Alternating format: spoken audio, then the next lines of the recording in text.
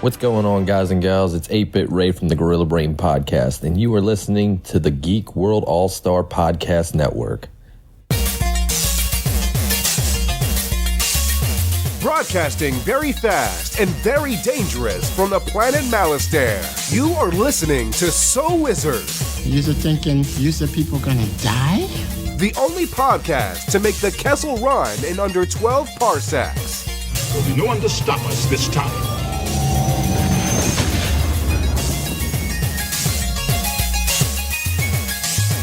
What's going on, everybody? It is time for episode number 273 of the So Wizard podcast.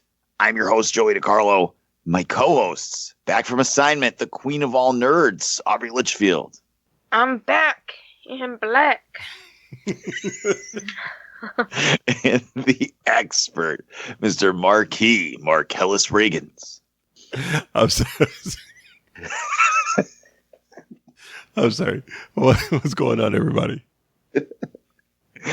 You are listening to So Wizard Podcast. Three friends discuss the world of nerd, podcasting weekly on the Geek World All-Stars Podcast Network. This week, we're going to talk a little bit of news, including the brand new final trailer for the Rise of Skywalker. Is that? Why can I never get the name of this movie right? It doesn't make sense at all. That's why. Okay, sorry. The Revenge of the Skywalker. And then we've got a review of Eddie Murphy's comeback role on Netflix. Dolemite is my name. Before we get into all of that, Aubrey, how are you? Where have you been for 2 weeks, Aubrey? Oh, where was I? I was on a cruise, actually. I left for the cruise on a Saturday, and then I came back on a Sunday. Nice. Where'd you go? And we went to the Bahamas. Ooh, yeah. Dip your toes in the sand, all that good stuff? Yeah. So we went for a wedding, and we went to Grand Turk, Princess Cays, and Freeport. And Grand Turk and Freeport were both affected by the hurricane, so there wasn't much to see for both of them. But I really enjoyed Princess Cays, but I spent too long in the sun, and then I got sick when it came to being at Freeport. So me and Josh actually went out in the morning before the sun came up and walked around all the shops in Freeport, and then went back to the ship and went back to sleep. So it was fun. I don't really go on vacation much, if at all. I mean, when we went to Niagara Falls, that was my first time going on a vacation. Mm-hmm. So it was very difficult to relax. And then on top of that, I didn't have any cell service, so I couldn't talk to anybody or check in with everybody. So I really had to sit there wondering what was going on. Yeah, you disappeared in our secret So Wizard chat for like 6 days. I know, you told me to stop paying attention, and then I lost service. And I was That's like, right. well, I guess I'm going to stop paying attention. Yeah, Aubrey was responding to stuff in the chat, and I was like, aren't you on vacation? Go be on vacation. Get out of here. And then she just immediately stopped talking for like 6 days. And a week later, we're like, oh my God, where's Aubrey? No, pirates showed up and stole your ship. Yeah, completely lost service. It was frustrating at some points because I was like, oh my God, if I had a bad dream about Noah or something, I was like, oh, I gotta sit with this. This is awful. Oh. And so I went like that for a while. All right, but the main question I want to know is, how many Gundams did you buy in the Bahamas? Surprisingly, they didn't have any, which was kind of nice. But I did spend a lot of money at Margaritaville. Oh, yeah. They had these really cool cups, novelty cups, that wrap around your neck, and they're like a clock, and they just have 5 all around them, and it says it's 5 o'clock somewhere. And Nice. so it's like, well, I have to have that. Of course. So I got it, and it's like 32 ounces of alcohol. So, of course, I'm like, fill me up with 32 ounces of tequila, please. Nice. Wow, I guess it's fair to say you were wasting away in Margaritaville. Yeah, my wallet wasted away at Margaritaville. In Bahamas, like the taxes in Grand Turk are ridiculous. It's like 15%. Whoa. So yeah, it was pretty sad. But That's I had 32 ounces of tequila, so I was like, So the sadness was gone relatively quickly. yeah, and then it came back once the 32 ounces had gone through my system. That's like 2 Gundams right there. Yeah. Yep. Just imagine what the tax would be if they did have Gundams there. That's right. God. You would have only been able to get 8. I know. It would have been ridiculous. I mean, and then on top of that, like the cruise ship, everything you get gets charged to your room. You can't even pay cash or pay with your card or anything on the ship. It all gets charged to your room. And me and Josh didn't know that, so we brought a bunch of cash to pay for things, and then we turn out it's all getting charged to Josh's card. Yeah, they're like, your money's no good here. Republic credits are no good here. I was like, well, good thing you make a lot of money. But that's good. Everybody had fun. Everybody made it back in one piece, right? Yeah, actually, the groom's mom got lost on Freeport, and they were paging her and paging her and paging her because they were holding the ship for her. Oh, no. And then they're like, we're just going to leave her. Oh, no. She outright got lost, and they were super rude about it. So good on you, Carnival.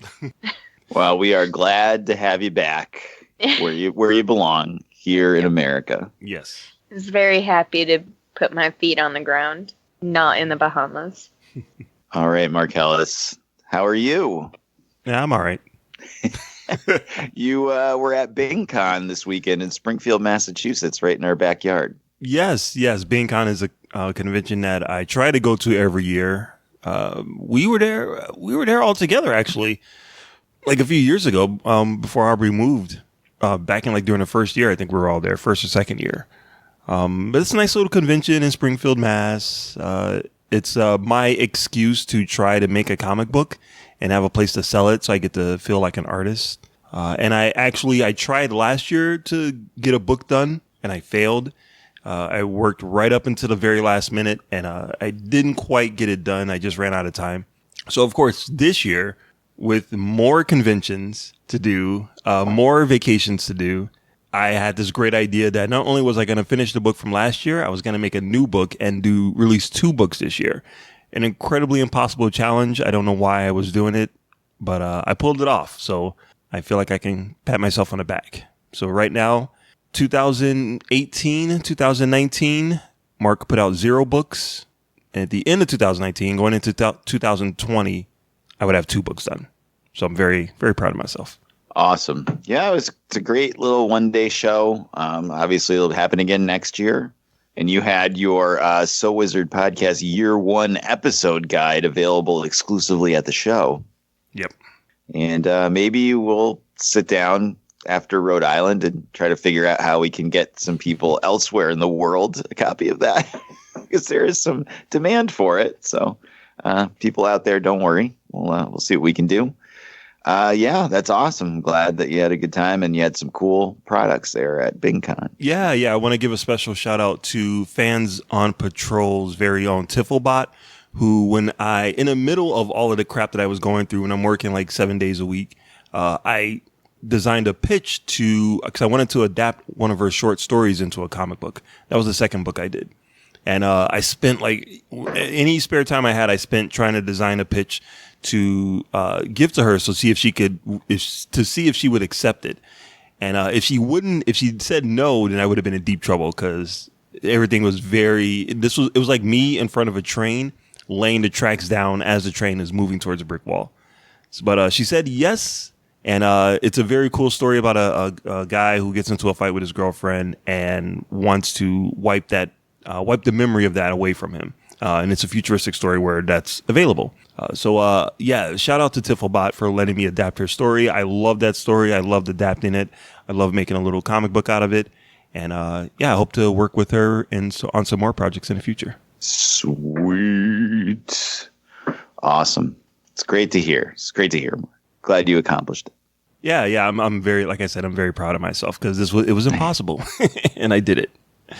And yeah, Joey, I was hoping you would like interview me, as being like a independent comic book creator behind the table, so I could do my pitch to you. But no, I don't have any equipment. What am I supposed to do? I don't have any of that equipment. Your phone doesn't record audio or anything? No. Yeah, you got to port people's phone. Come on. Yes. I had a burner that day. All right. So how are you doing, Joe? You went to BingCon. You take a lot of pictures and all of that stuff? No, I actually, and here's the thing. Like I got to BingCon, all right. So I worked the night before work. My work has been hell on earth. Like the last 2 weeks, there's been a lot of crap going on at work.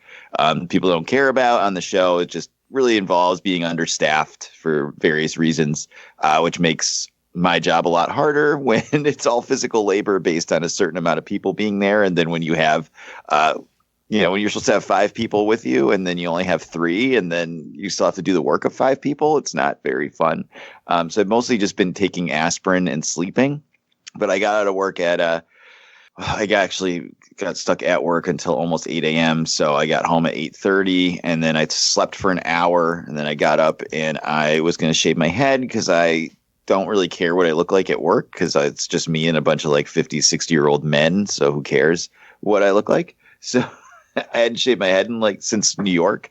And I'm like, all right, I got to shave my head for my adoring public. They expect, it's like when you go to see like White Snake and they're all in their 70s, but they still try to dress up like they did in their 80s music videos. The public expects you to look a certain way, So I had to shave my head, but I slept an hour instead of just shaving it. And so I got up and the electric razor was dead. So I had to wait for that to charge. Then in the interim, everybody else wakes up, and now we only have one bathroom, and there's 4 of us. So It's just it took forever to get out of the house. But I finally got to BingCon. I walked through the door. Right off the bat, I see Pina Comics. So I'm talking to them. And then right after Pina Comics was Tim Jones. And then right after that was Ace Fett. And then and then Aaron Woods. I kept running into people I knew over and over and over again. So it's pretty much what I did for almost 2 hours there was just talk to people that we knew.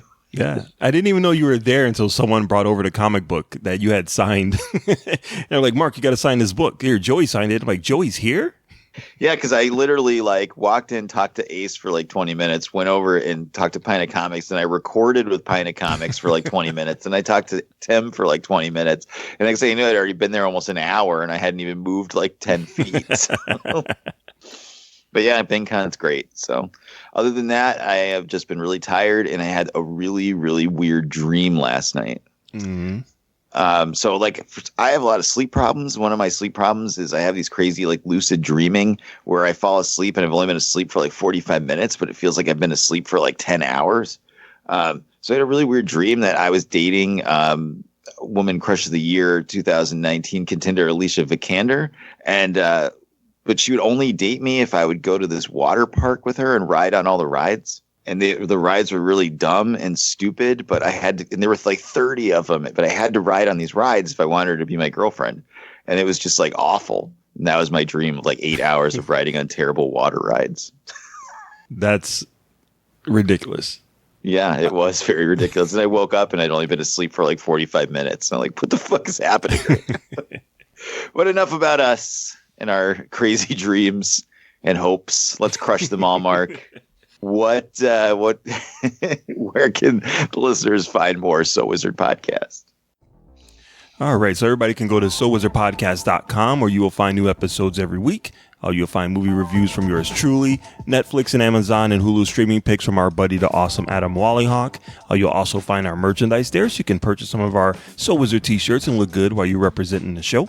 Another great way to support our show is by doing your Amazon shopping through the link that we keep right on the website. Go to SoWizardPodcast.com. You'll see a logo for Amazon.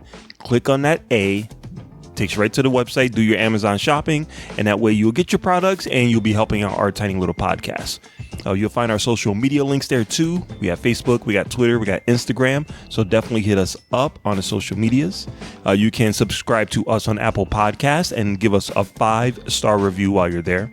You can also find us on the Stitcher Radio app for your tablet or smartphone, Podbean, Podbean, Google Play Music, iHeartRadio, Spotify. We have a YouTube page that has lots of video being put up on there. We also have a Patreon account if you wanted to support our show monetarily and get bonus episodes from us here at So Wizard. Shout out to the Geek World All-Stars Podcasting Network. Back to you, Joey.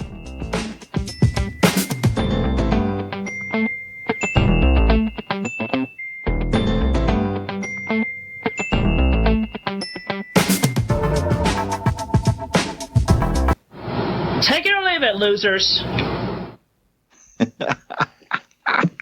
All right, Marcellus, let's see what's going on in the world of nerd this week. Yo, pump it up. It's time for the news. Yo, we getting ready to bring you the news, boy. All right, so this week in nerdy news, just when you thought there wasn't enough room or enough days in a week for the CW to squeeze on another superhero TV show, we got the word that they are developing a new show based on Superman. Something that you would think would be a no-brainer way back in the day, even when the Arrowverse first started. You would think that a Batman and Superman show would be coming up the pike, especially considering that Smallville kind of laid the groundwork for that. But yeah, after all these years, after them, doing a spinoff and getting Flash, getting the Batwoman, looks like they're gonna develop a Superman and Lois TV show based on the characters that have already been appearing on Supergirl. Superman, played by Tyler Hoechlin, and Elizabeth Tulloch plays Lois Lane. And I've seen him before as Superman. I think he's really cool. I've seen her a little bit as Lois Lane. Yeah, she's all right. She's all right. But the show's going to be about them dealing with parenthood because they have a new kid. So it's pretty much the Superman Return sequel that you never thought you wanted, but you're going to get.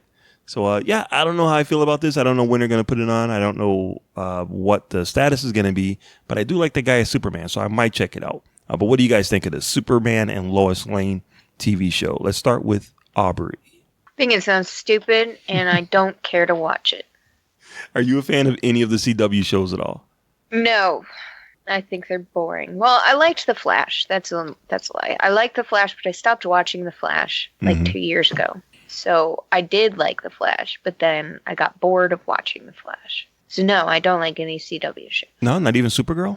I haven't watched it. Oh, okay. All right, so I'm going to put that as a no for Aubrey. Joey, how do you feel about Superman coming back to the small screen? Okay, so I'm kind of in the same boat as Aubrey.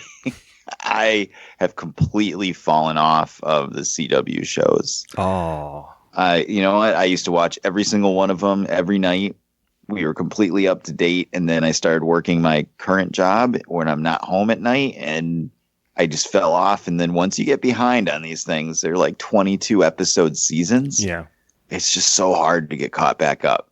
Like I could bang out 8, 10 episode season of a show in a couple weeks in the morning when I get home from work, as long as it's good and interesting enough to make me want to watch it. But just the grind of being like, all right, I'm 3 years behind on The Flash. Now let me watch 66 hours of television. It's just not going to happen. So, and that's just one show. I'm behind on Arrow. I'm behind on Flash, Supergirl, Black Lightning, Legends of Tomorrow. I'm never going to catch up on these shows. So, and I tried to watch Batwoman, but I could barely make it through the first episode. It was so boring. Aww. Yeah, I know. I was really disappointed because I really like Ruby Rose, and I was really excited about the potential of that show. But it's gotten better in the interim weeks, but the first episode was brutal. But I do like this guy as Superman a lot. Yeah. Every time he's been on, when I saw him in the past, when he was on Supergirl, and he might have been on Arrow at one point. I don't remember, but yeah, he is great as Superman. It's such a opposite from how shitty the movie Superman was. Yeah. That I'm like, this could be really cool. And it's based on the him and Lois having a kid, which was probably one of the best Superman stories in the comics in the last 10 years. So that's interesting, but I can't say I'm ever going to watch it. I will watch the first episode, much like Batwoman. I'll watch the first episode, and if it grabs me, I'll try to stay up on it. But that's the most important thing for me, is to not fall behind. Because once I fall behind on these shows and they're running and now it's like episode 17, I'm never gonna catch up. Yeah. I'm like 2 years behind on The Walking Dead, and I was like, all right, I'm going to get caught up on The Walking Dead so I can watch it with my wife on Sundays again. And I banged through all of season 8 in like a week. And then I tried to watch season 9, and the first episode was so boring. I was like, ugh. And that was like 2 years ago. I never came back to it. So now I'm too far behind again. So, oh well. One of the beauties, I think, of that show is the recaps that they do at the beginning of all of the CW shows. So I just watched the first episode, and then I watch like one in the middle, and they'll say previously on The Flash, and then I'll kind of have an idea what's going on, and then I'll watch the finale previously on The Flash, and then they'll just show like everything that happened that past year. So I feel like I just need to watch 3 episodes a year, and I'm good. I will say I do keep up to date on Candace Patton and Danielle Panabaker's Instagrams. Seriously. The most important things. I just wanted to ask Wonder Woman, what do you think of the new Superman TV show? Kal-El, no. Oh, so what?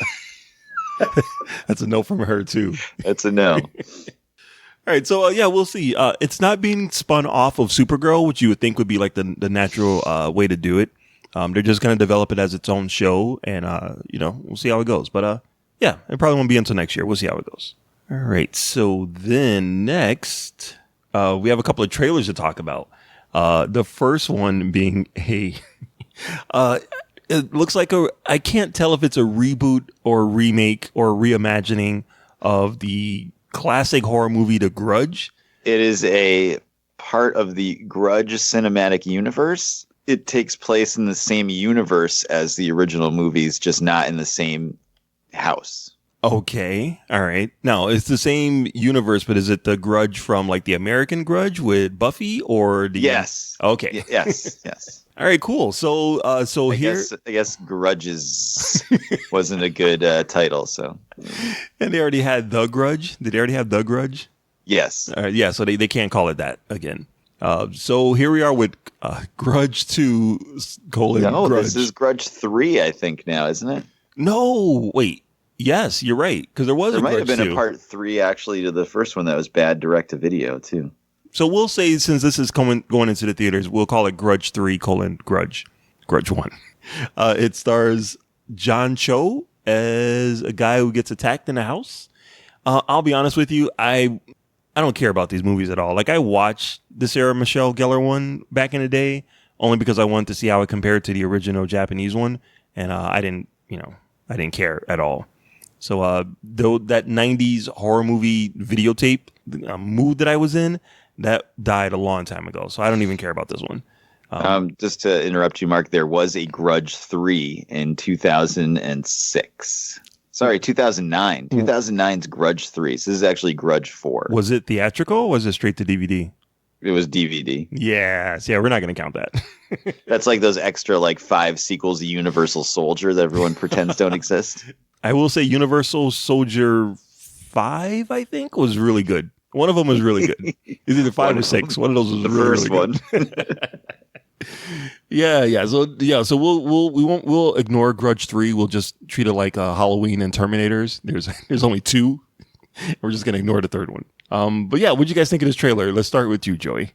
It looked really scary, and I don't think I want to watch it. Mm-hmm. Without the hook of Sarah Michelle Gellar being in it, now there's really nothing for me to go see. It was it looked too scary for me. I'm all set. I'm good. I don't want to watch this. It didn't even look scary at all. Aubrey, how did you feel about this? Did you watch the trailer? No. I just put it in the chat and I said, Aubrey, do not watch this. I want nothing to do with it. It looked like The Grudge, basically. Yeah. It's all supernatural stuff. So it's not like, it's not like it could really happen. At least I don't think it could. Yeah, I mean, I don't mind supernatural stuff, but I didn't watch the original for a reason, so I'm not about that life. Yeah. All right, I hear you. So it is being produced by Sam Raimi. who produced the other American one. So that does bode a little well. But how awful in the trailer was it? Like, from Sam Raimi, producer of Evil Dead. Like, what? This guy's like a legend. That's the tagline you have for him. Well, you gotta get people excited about stuff that they're not gonna say from Sam Raimi, the director of For the Love of the Game. You know what I mean? Like, no, but I mean, like, there could be other like ways to like because you'll watch a trailer to be like, Watchmen from the visionary director of 300. Right. like you could talk him up a little bit. Hype him up a little bit. Yeah, I got you. From the visionary director of James Franco is Oz. Nothing wrong with trying to get some of that fantasy money, fantasy movie money. That's fine. All right. So so we're gonna put that as a tentative on the list. Maybe we'll see what else comes out that week. All right. So then the last trailer that came out, the one that we kind of hinted at it last week on last week's episode, but now we can finally react to it, give our thoughts on it. It was Star Wars Episode 9: The Rise of Skywalker. Aubrey, what did you think of this trailer? I thought it was good, but I'm afraid that I've seen too much. You're not the first person I've heard say that. I feel like I've seen almost the same trailer done a million times in different ways. Like, it seems like they just take pieces that were hooks in the other ones and they keep putting them in the new trailers. And I'm afraid that they've just given away the majority of the movie. All right. I'm going to have to completely disagree with you, but that's understandable. Like I said, you're not the first person I've heard to say that this week. Joey, now, knowing you probably have already been on Reddit and you know what the entire movie is and you already have an opinion on it, but what did you think of this trailer? All right. First of all, I did read all the spoilers, and not because I am a spoiler person or wanted to. It just, I was on a website and somebody just posted them. That always happens to you. Like, at every story is like, I just happen to be on this website and some asshole just out of nowhere drops spoilers. Well, I don't know. It just happened. So there it was, spoilers. At that point, I'm like, well, fuck it. I'm just going to read them. Yeah. I'm already I already been spoiled. Who cares? But so, yes, I have been spoiled if those are accurate spoilers. All right. So what'd you think of the trailer? Oh, my God. The trailer was fucking awesome, dude. I am such not a good person to give opinions on Star Wars. Yeah. Because I just love everything Star Wars. It's just like, it looks so good. I'm so ready for this to come out. I am so excited. And I'm really excited that Rey, Poe, and Finn are going to actually hang out. Yeah, right? I'm excited for Poe to do stuff because he is my favorite character in these new movies, but he doesn't get a lot to do in The Last Jedi. So I'm excited for him to have something to do. Yeah. And man, oh God, at the very end, when Luke and Leia both say the Force will be with you always, it's like Niagara Falls, Frankie Angel. Like, yeah. Was that your favorite part of the trailer? Pretty much. I'm ready to run through a fucking brick wall right now. I cannot wait to see Rey kick Kylo Ren's ass and then beat up the Emperor too. Mm-hmm. Yeah, I made the mistake. I don't know what is wrong with me. And I did this like 2 years ago with the other Star Wars movie. When a trailer comes out, I watch it on my phone and it never has the same effect. And this time I'm like, all right, I'm not going to do it this time. I'm going to wait until I can see it on like a big TV, a big screen to really enjoy it. But I couldn't wait. I'm like, I'm just going to watch it on my phone. And I watched it on my phone. And I'm like, it's all right. Whatever. And I watched it a couple more times. I'm like, whatever. It's no big deal. And then I watched it on my TV when I got home. And I was like, holy shit. This is amazing. Them riding space horses across the spaceship. BB-8 like leading the charge. Come on. It's amazing. I am super psyched for this movie. I think it's going to be fantastic. And I think that a lot of the scenes that they showed in the trailer are not going to be in the final product. I think they're going to pull a Force Awakens where a lot of the stuff is going to be different. I think Marvel is kind of like giving them the okay to do stuff like that. Yeah, and they did that really, really well for Force Awakens with alternate takes and different slowing down and speeding up the footage. So when you actually got to see the movie, you were like, wait, that's not exactly what I saw. So that's fine with me. That's perfectly fine with me. But I will say that a lot of the stuff in the trailer does match up to what I saw on the website. So. Damn it. I knew you were going to say that. I'm not saying what happens. I'm just saying it matched up. So all right. So so the movie comes out summer. Nope. It's coming out Christmas. I already got my tickets. Aubrey, did you get your tickets for Star Wars yet? Not yet. Okay. So Yeah. keep in mind we're going to be talking about it and spoiling it the week it comes out. So I know. I got to get on that. I just got to figure out who's going with me. Who's coming with me? Yeah. I wasn't gonna get the tickets right away because I thought I would be at work when they went on sale, but then I just randomly logged into Fandango and they were there. They had them, so 2 hours before the trailer dropped. Yeah, so I was like, right. Oh, okay. That whole time I'm like, oh man, I'm gonna be anxiously awaiting through halftime in order to get ready to buy these tickets. And then it was probably you, Joey, like 2 hours earlier, like, oh, got my tickets, and I'm like, oh shit, they're available. I'm gonna do mine now. So yeah, I'm going to like one of the very first shows, 3D, XD, like the whole shebang, big time. I have to take 2 kids, so I can't afford those kind of movies. But yeah, it was just like for Endgame, when the Endgame tickets went on sale, I like pulled up Fandango and it was like 5 minutes before 8 a.m. and they were already available. So I just bought them and went back to bed, and I woke up and like the internet's in flames that like yep. Fandango was crashed. Like all the ticket things were crashed. I'm like, whoa, it took me like 30 seconds to buy them this morning. So good on me. Awesome. Yeah. Thanks for the heads up on that too, buddy, by the way. Yeah, no problem. So yeah, I mean, we're going to have some Star Wars stuff going on as we get closer to Rise of Skywalker. Obviously we'll have the review of it when it comes out, but we're going to have the episode 9 hype train episode. And we've been waiting, almost a year to do this. Much like we did for Endgame, we're going to rank all the Star Wars movies into one list from the 3 of our lists. So yes, should be interesting. Now we're going to include the spinoffs too, right? Yeah, everything. Yeah, sweet. Not like Battle for Endor, but oh, let me just cross that off the list right now. Number 1, you got to find a new number 1. Yep. You look out for your number 1s, right? All right, cool. So yeah, we're ready. Star Wars: Rise of Skywalker. Some Lando action, some Emperor action, some Rey and Kylo action. I'm ready. I'm psyched for it. Excellent, great. So that's gonna do it for news. Let's take a quick break, and we'll come back and review Dolemite Is My Name. The biggest show in the smallest state returns November 1st through the 3rd. Join us in the Family Truckster to the Griswold Family Reunion featuring Chevy Chase. Meet legendary comic book artists and cast members from Game of Thrones, Stranger Things, Star Trek, Marvel, and more at Rhode Island Comic-Con. Presented by Cardi's Furniture and Mattresses. Buy tickets now at ricomiccon.com, the Dunkin' Donuts Center box office, or any Toy Vault location. And we are back. All right, everybody. We watched the new movie Dolemite Is My Name on Netflix. This is the biography of Rudy Ray Moore, who starred in the Dolomite movies back in the day. And it's Eddie Murphy's comeback film. So it was pretty exciting stuff. I know I love the Dolomite movies. Mark Ellis, how do you feel about them?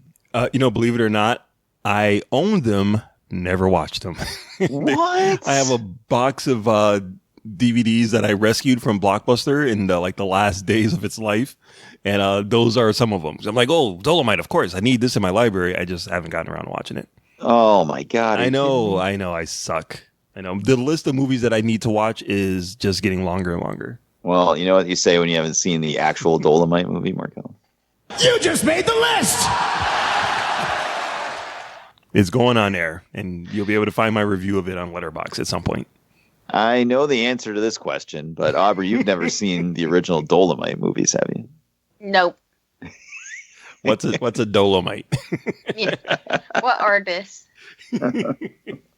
Well, great. I have seen them, and I love them. And Marcellus, when you get around to eventually watching them, you will understand why I love them. I'm sure I will. Yep. You kind of got glimpses of it in this movie. So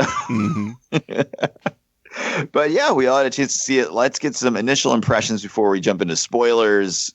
Aubrey, what'd you think of the movie? It was good. I don't really like Eddie Murphy, though. Really? Mm-hmm. I don't, yeah. Was there any particular reason why you don't like him? Or... I just think he's an asshole. Wow. Shots fired. Yeah. Was it Shrek? Was it the donkey in Shrek? No, and see, I like him as Mushu and as Donkey, but it's like his personality sucks. Like he's the father to Scary Spice's baby, and he denied her for a long time and was a dickhead about it. It's just hard for me to forget. I know, girl power. You got to stick together. Well, this is now when two becomes one. Mark Ellis, what did you think of the movie? I don't know what it is about Netflix and these biopics, but between a Motley Crue movie and this movie, they are amazing. Absolutely amazing. I couldn't believe how much I loved this movie. It's so good. So good. I will echo those sentiments. I was stunned at how much I liked this movie.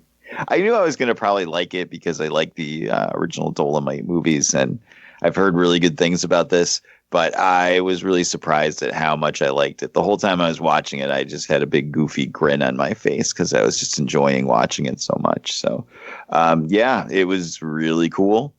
But that's going to do it before we jump into spoilers. Marcellus is going to play a sound drop. So if you haven't seen the movie and you don't know like how real life went, I guess it's a spoiler for a movie based on real life. So Mark's going to play a sound drop and then we'll spoil the movie.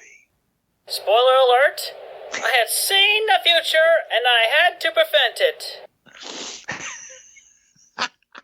it. All right, let's get into it. Marcellus, let's talk about things you liked about this movie. Oh, man, there's so many things I liked about it. First off, a shout out to costume designer Ruth Carter from Springfield, Massachusetts, who won the Academy Award for Black Panther. One of the amazing things about this movie is the costumes design, the clothing designs for all of the characters. They are wild and true to form for that time frame, and they look amazing. So shout out to her. Right. Everything looks exactly as it's supposed to look in your mind when you think about this movie. Mm-hmm. Yep. I loved all of the performances. Snoop Dogg was awesome in the beginning. Wesley Snipes just crushed it like the entire movie. I could not believe how good he was. Chris Rock was great when he showed up for his little bit. I don't know. It's just a really good, I don't want to say rags to riches. Well, yeah, kind of like rags to riches story. It's a good movie of a artist who found his way. And not only did he really want to do good for himself and for his people, but he also brought along his friends for the ride. It's such a good story. It feels like a traditional story that you've seen before, but you've never seen it painted in these colors before. I loved everything about it. The music, Eddie Murphy's performance. There isn't anything that I really didn't like about it, to be honest with you. Wow. All right. Aubrey, what about you? I mean, it was funny, and I do like the biopics from Netflix. What did you think of Wesley Snipes in this movie? I like everybody except for Eddie Murphy. Seriously? I know. I wish I could get past it, but I see him so differently now. I used to really like him growing up too, and then he decided to be a deadbeat. Ruined it for me. Well, that sucks. Well, I will say that I agree with Mark. This movie was awesome, and somebody like lit a fire underneath Eddie Murphy and Wesley Snipes when they're making this movie. Yep. Wesley Snipes has been sleepwalking through terrible direct-to-Redbox movies for like 10 years longer. And then he's in this movie and he's fucking phenomenal in it. Oh, he's so good. So funny. I was just stunned like that. And the same thing with Eddie Murphy. He's been in some terrible movies and it didn't seem like he gave a shit anymore. And then he comes out with this and you could tell like there was just an energy about the movie that you could feel like everybody in the movie cared about the product. Mm-hmm. Does that make sense? Yeah, you can definitely feel that this is a story that they wanted to get right, or that they wanted it to This is probably going to be the only Dolomite biopic ever made. Seriously. So they wanted to make sure that it was a winner. You know what I mean? Yeah, and they nailed it. It was great. Crap, what was the woman's name in this? Divine Joy Randolph. She played Lady Reed. Okay, I was gonna say because she was really good too in the movie. Which she punched that guy in the face. This is really funny. But I was happy with how their relationship came out on screen. I was expecting them to have a romance or something lame, and they did not. So it was good. It's one of those movies where it's not as much fun to talk about on the podcast because it's a really good movie that we all pretty much liked. So there's no yelling and screaming. But was there anything you didn't like about it, Mark? No, there wasn't anything that like took me back like out of the movie at all. I kind of wanted to see, actually, I wouldn't say I didn't like it, but I kind of wanted to see the repercussions of him not stealing, but buying so much material from these homeless guys on the street. You know what I mean? Like I figured there would be a scene where a couple of them or one of them would kind of go after him for kind of stealing stories that they told and, made a ton of money off of it. I don't know if that was like, maybe they filmed it and it was deleted or it just wasn't important to the story. But I feel like something like that, I was kind of waiting for something like that to happen and it never did. I also was expecting some repercussions from that and there were none. So that's interesting. Aubrey, I already know what you didn't like about the movie, but yeah, Eddie Murphy.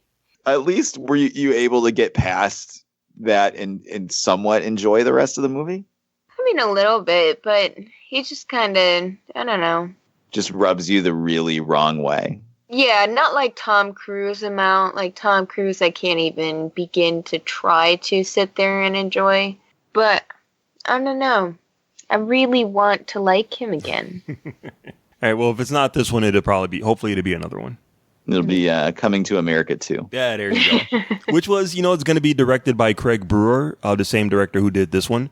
And when he was announced to do Coming to America 2, I'm like, I don't know if he's the right fit for that sequel. You know what I mean? Like he's done some good movies before, like Hustle and Flow and Black Snake Moan. But I'm like, I don't know how I feel about him doing like a Coming to America sequel. Like, is he really that funny?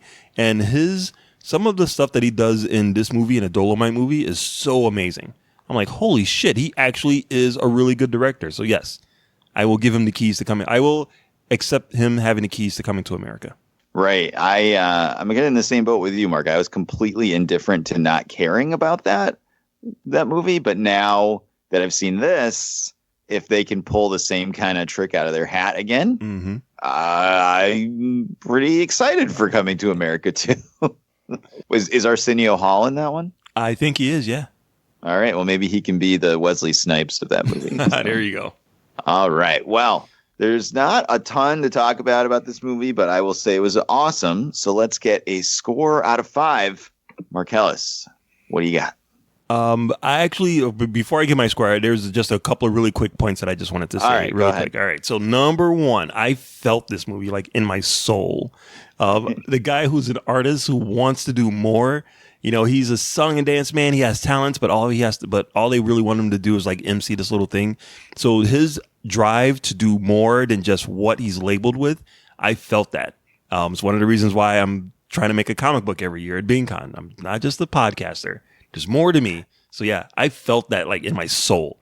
The scene where the woman that he's helping out, where she tells him, she's been going to the movies all of her life and she thanked him for putting her on a screen because she hasn't seen a woman like her, like on a big screen. I teared up. I'm not going to lie. I rolled a tear. The representation matters.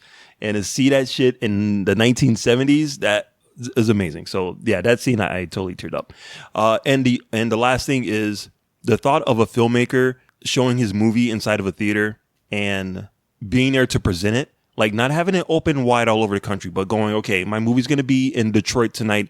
I will be in Detroit and I will be premiering the movie.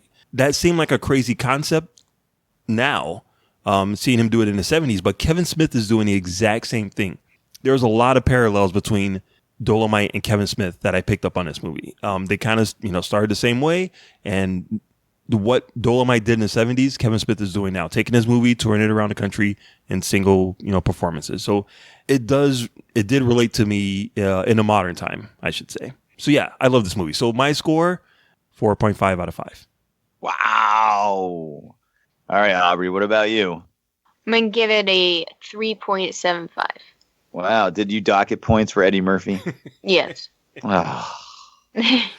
I get it. There are certain celebrities I hate too, like Tom Cruise. So I totally get it. You guys are the worst. I love Tom Cruise. Fuck Tom Cruise. No, that's what Katie Holmes did. Ew. All right. I loved this movie also, Marcellus. I cannot recommend it enough to people to check it out, especially if you have a love for those type of films from back in the day and seeing how they were made, or even just a story of somebody who like you said, wants more and goes for it. It was kind of like the antimatter universe version of The Disaster Artist, because at the end, it turns out a lot better for him. So, yep. So I will give it a 4 out of 5. This is a sneaky movie coming out of nowhere that it was pretty damn awesome. Can it make it into the top 5 of the year for me? I don't know, because it's getting crowded, but it's certainly up there. So Dolomite is my name on Netflix. Check it out. So let's wrap things up this week with some recommendations. Aubrey, what do you got? Oh, Pokemon Shield and Sword is coming out soon in like 3 weeks. So if you haven't pre-ordered it, pre-order it, because those games go super fucking fast. So if you want one, you gotta pre-order it. Yeah! Pokemon, you gotta catch them all.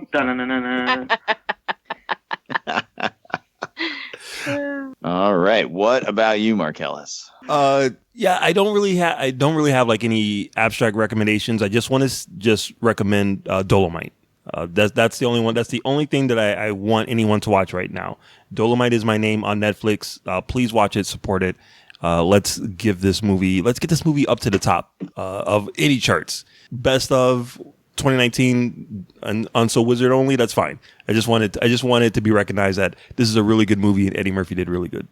All right. Fantastic. I will recommend everyone goes to SoWizardPodcast.com, where they can find the podcast every week. Links to all our social media accounts on the right-hand side of the page. Movie reviews, streaming picks, and so much more. SoWizardPodcast.com. Don't forget to subscribe to us on iTunes / Apple Podcasts, Spotify, iHeartRadio, just about any podcatcher under the sun that you use. We are there. Check out our YouTube channel. Go to YouTube, search So Wizard Podcast. Pops right up. Tons of content on there, weekly and free. There's hours of New York Comic Con stuff. Adam just dropped a new episode of The Commute finally that he's done with all the New York stuff. And we'll have stuff from Rhode Island there as well.